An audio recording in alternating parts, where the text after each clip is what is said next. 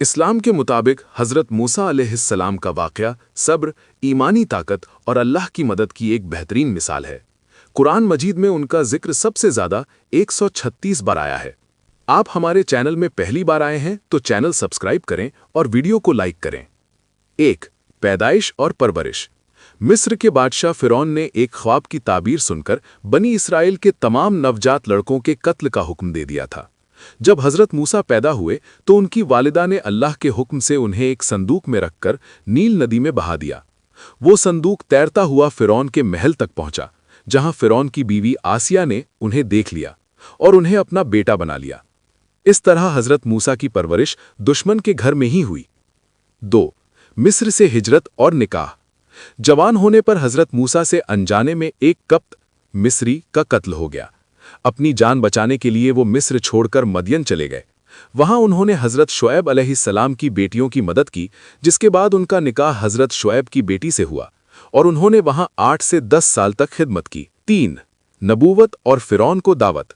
مصر لوٹتے وقت کوہ طور سینائی پروت پر اللہ نے انہیں اپنی تجلی دکھائی اور نبوت عطا کی۔ اللہ نے انہیں 2 بڑے معجزے دیے: عصا، لاٹھی جو زمین پر ڈالتے ہی اژدہا بن جاتی تھی، ید بیضا، جب وہ اپنا ہاتھ بغل سے نکالتے تو وہ سورج کی طرح چمکنے لگتا تھا۔ اللہ کے حکم سے انہوں نے اپنے بھائی حضرت ہارون کے ساتھ فرعون کو اللہ کی عبادت اور بنی اسرائیل کو آزاد کرنے کی دعوت دی، لیکن فرعون نے اسے جادو قرار دیا۔ 4. جادوگروں سے مقابلہ اور لال ساگر کا واقعہ۔ فرعون نے اپنے سب سے بڑے جادوگروں کو مقابلے کے لیے بلایا۔ جادوگروں نے اپنی رسیوں سے سانپ بنائے، لیکن جب موسیٰ علیہ السلام نے اپنا عصا پھینکا تو وہ ایک بڑا اژدہا بن کر سب کے جادو کو نگل گیا۔ یہ دیکھ کر تمام جادوگر اللہ پر ایمان لے آئے۔ بعد میں جب حضرت موسیٰ بنی اسرائیل کو لے کر مصر سے نکلے تو فرعون کی فوج نے ان کا پیچھا کیا۔ سامنے لال ساگر تھا اور پیچھے دشمن کی فوج۔ اللہ کے حکم سے موسیٰ علیہ السلام نے اپنا عصا سمندر پر مارا، جس سے سمندر کے بیچوں بیچ 12 راستے بن گئے۔ بنی اسرائیل سلامتی سے پار نکل گئی، لیکن فرعون اور اس کی فوج اسی سمندر میں ڈوب کر ہلاک ہو گئی۔ 5. کوہ طور اور توریت۔ آزادی کے بعد حضرت موسیٰ کو کوہ طور پر اللہ سے کلام کرنے کا شرف ملا، جس کی وجہ سے انہیں کلیم اللہ کہا جاتا ہے۔ یہیں انہیں آسمانی کتاب توریت عطا کی گئی۔ سفر کی شروعات۔ ایک بار حضرت موسیٰ علیہ السلام نے خطبہ دیا تو کسی نے پوچھا کہ دنیا میں سب سے بڑا عالم یعنی گیانی کون ہے؟ موسیٰ علیہ السلام نے کہا کہ میں ہوں۔ اللہ کو یہ بات پسند نہیں آئی کہ انہوں نے علم کی نسبت اللہ کی طرف نہیں کی۔ اللہ نے حکم دیا کہ 2 سمندروں کے سنگم پر ہمارا ایک بندہ یعنی حضرت خضر ہے، جس کے پاس وہ علم ہے جو آپ کے پاس نہیں۔ موسیٰ علیہ السلام انہیں ڈھونڈنے نکلے اور ساتھ میں ایک مچھلی لی۔ نشانی یہ تھی کہ جہاں مچھلی غائب ہو جائے گی وہیں وہ بندہ ملے گا۔ حضرت خضر سے ملاقات اور شرطیں۔ جب حضرت موسیٰ ان کی سیوا میں پہنچے تو حضرت خضر نے کہا، آپ میرے ساتھ صبر نہیں کر سکیں گے، لیکن موسیٰ علیہ السلام کی ضد کرنے پر انہوں نے ایک شرط رکھی: آپ مجھ سے کسی بھی بات پر سوال نہیں کریں گے جب تک کہ میں خود اس کا راز نہ بتا دوں۔ 3 حیران کر دینے والی گھٹنائیں۔ کشتی میں چھید کرنا۔ وہ کشتی میں سوار ہوئے، حضرت خضر نے اس کشتی میں چھید کر دیا۔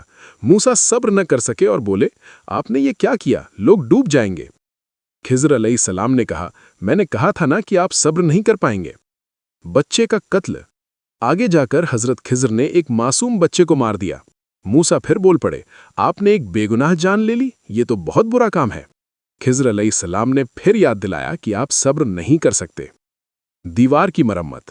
وہ ایک بستی میں پہنچے جہاں لوگوں نے انہیں کھانا تک نہیں دیا۔ وہاں ایک دیوار گرنے والی تھی۔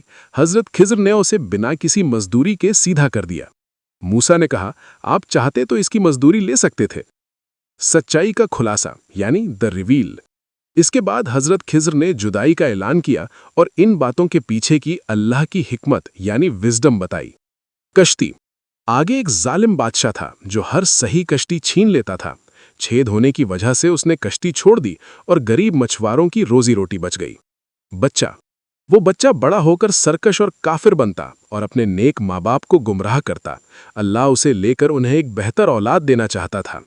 دیوار۔ اس دیوار کے نیچے 2 یتیم بچوں کا خزانہ تھا۔